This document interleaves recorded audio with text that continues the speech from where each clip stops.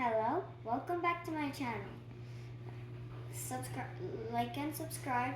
Today we are doing tricks with the Rubik's Cube. We're doing checkers.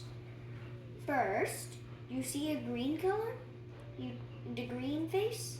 You turn it up twice. And then you do the same thing, but like here. Yeah. And then you see on the top, right here, it's still not finished. You do the same thing, but the opposite side the middle line is facing twice. And there you have it. Checkers. There's blue side, green here, and blue outside. Green in middle and blue here and green on the outside.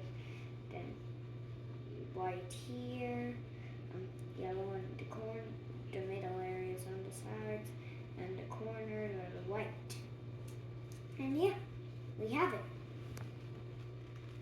Undo it. You have to go. You can start anywhere. Do the same thing. Just go down twice and then sideways twice.